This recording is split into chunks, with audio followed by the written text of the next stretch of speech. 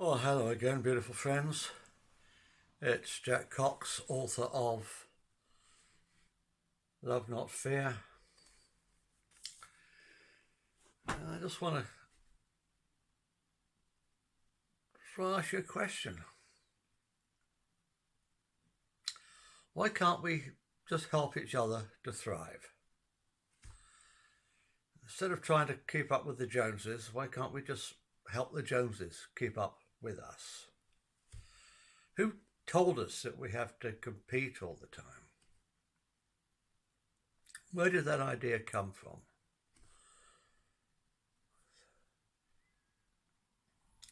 That we have to be better than our work colleagues in order to get the promotion, to get the pay rise, to live in the bigger house, to drive the bigger car. Where did all that come from? Now, I try to make these videos, these messages unique, original. I'm not going to rehash a whole load of stuff that's available online if you want to look it up. That's not my job. But going right back to ancient Babylon, ancient Sumer,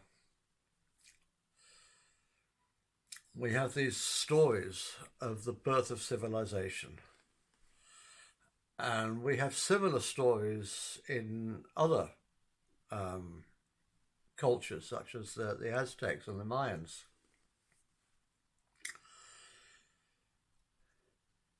That they were taught these things.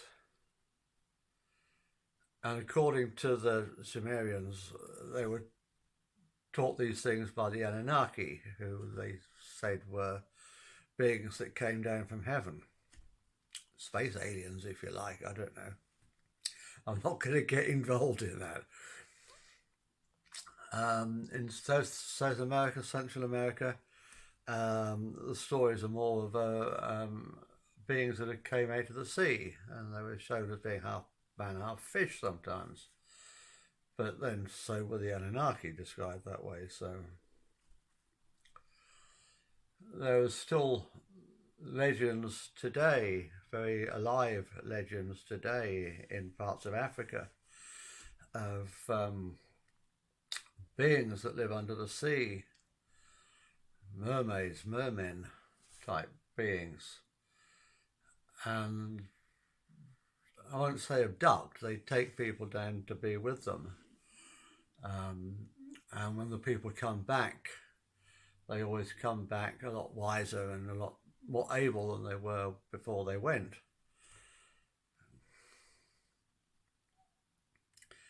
Now, I'm not going to comment on any of those things. I'm just going to say that it's out there, and if you're interested in it, go and read it up. But it's this idea, the core idea behind all these different legends and traditions from around the world, is that we were taught these basic ideas of civilization. And whoever taught them to us, I'm not going to get involved in that in this talk today.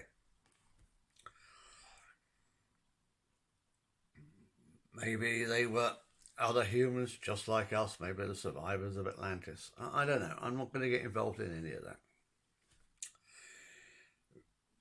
Go look at all the videos on YouTube, read all the books about it if you're interested, form your own conclusions. But the core idea is that there was some other civilization, human or extraterrestrial, that taught us this stuff. What we have to ask ourselves, was everything we were taught for our own ultimate good?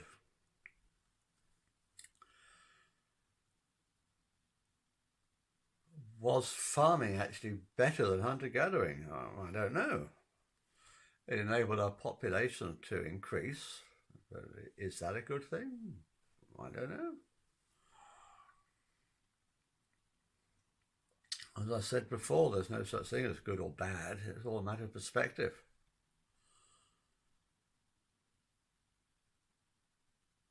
And even if some of the stuff we were taught was good, does that mean that it was all good?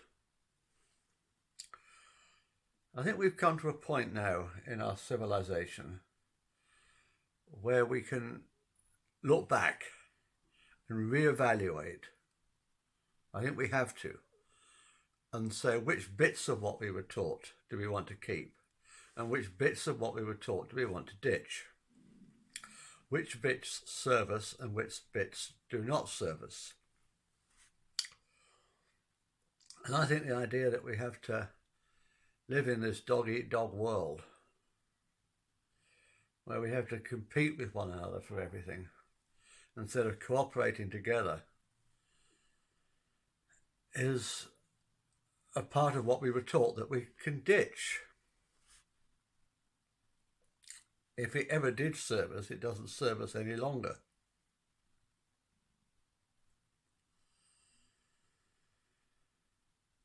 And this whole thing that in my book I call the game we did not devise, this whole idea of competing for resources, is this idea of scarcity is based on money. Once we can quantify everything, we can make sure that every business deal we do benefits us more than the other person. It's that attitude, that meanness that it engenders, that's bringing us down as a species. Money is a means of control, that's all it is. It's the means by which the elite control the rest of us. It's the way that the 1% of the 1% get to control the rest of us. By giving money or by withholding money. It makes us obedient. It's the same idea that the Chinese are now using on this social credit system. They've taken it one step further. And if you're not a good boy or a good girl and you haven't towed the party line and done as you're told, if you've been rebellious, then they restrict the money, your access to the money that you've earned. And restrict the things you're allowed to do with it.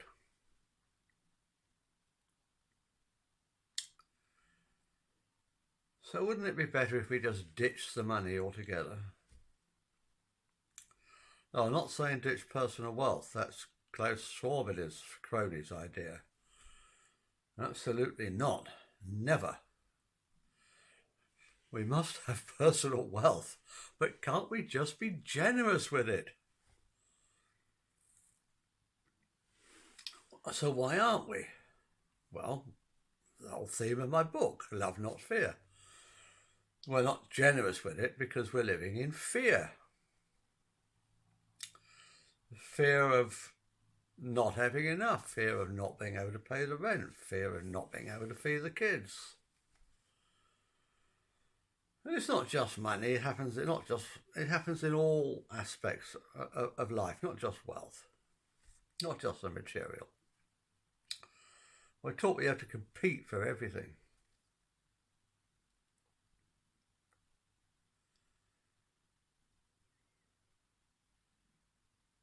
Well, why don't we just ditch that crazy notion? Come on, folks, let's just ditch that crazy notion. Now, I'm not saying we can't compete. Competition's good, as long as it's fun.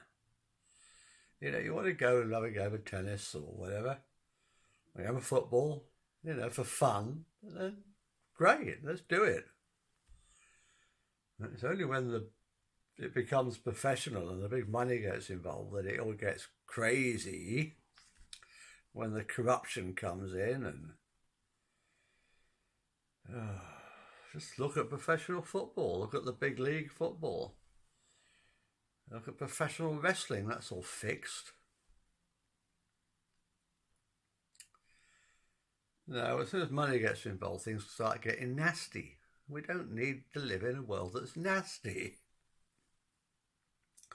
We can live in a world that's full of love and cooperation and helping one another.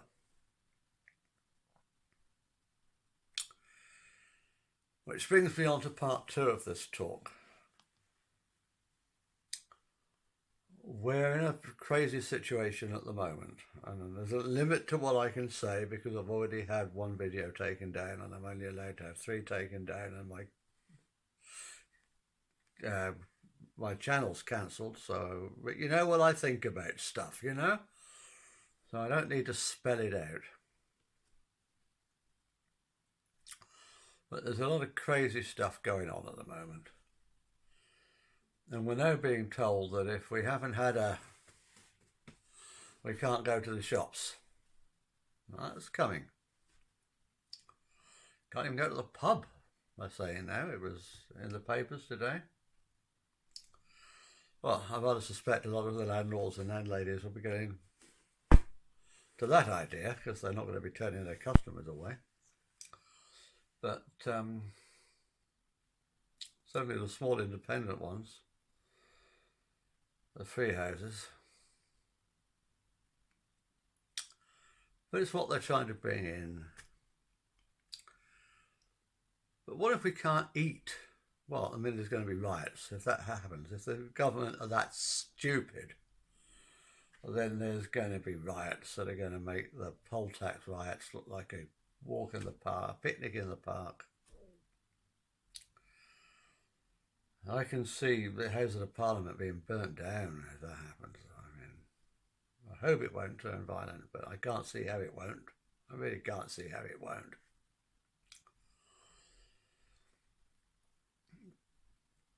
But do we need to get our food from the supermarket? Well, we can go to smaller retailers, smaller grocers that aren't going to be playing all these stupid games. But that's going to be limited.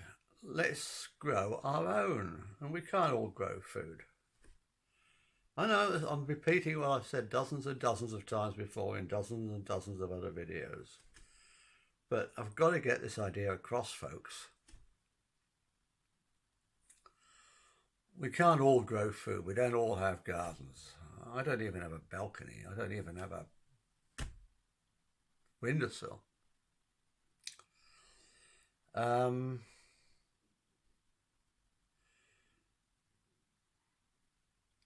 But everyone can do something. So in a free gift economy, I keep getting economy and economy mixed up. Not in my head, I just keep saying the wrong word. I'm sure you've noticed it before in lots of my videos. In a free gift economy,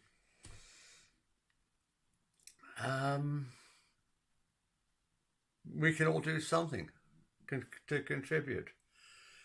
The difference is that nobody's keeping score, nobody's keeping count. Nobody's saying,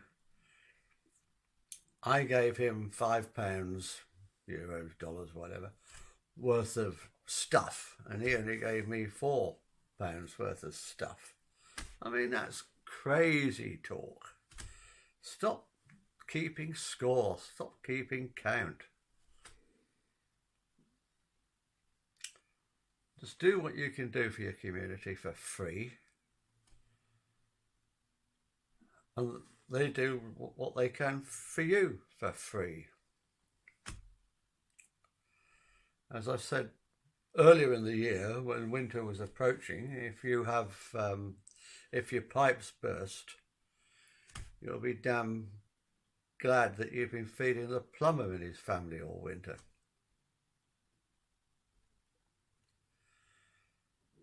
But it doesn't have to be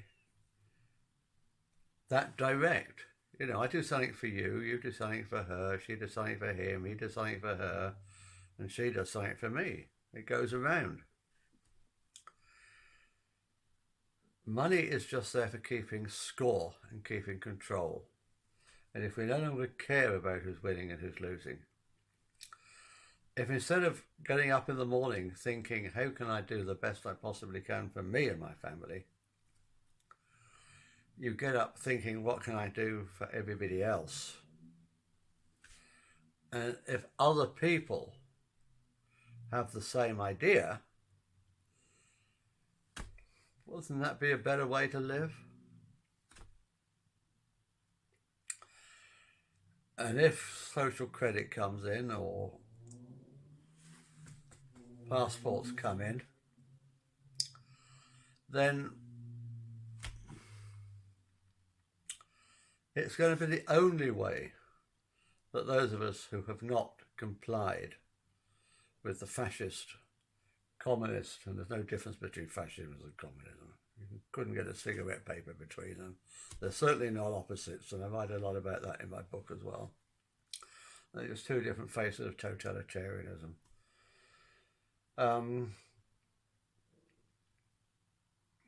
If all that comes in, then the free gift economy is the only way we're going to survive. And obviously at the moment you can't assume that everybody else is going to wake up in the morning with this beautiful idea in their head, what can I do for everybody else? Most are still going to wake up with the old-fashioned idea of what can I do for me and mine.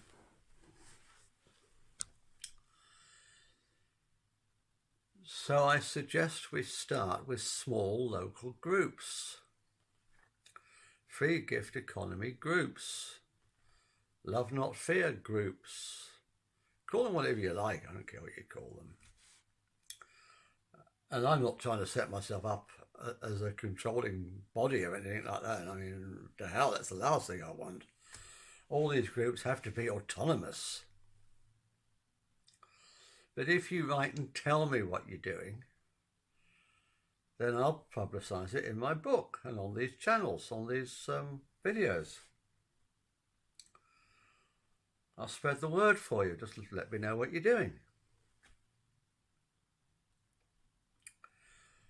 But we've got to get this going, and we've got to get it going now. Else it'll either be starvation or very, very violent riots. And I don't want either of those things to happen. So, that's it for this time, folks. Talk to you again soon. Namaste.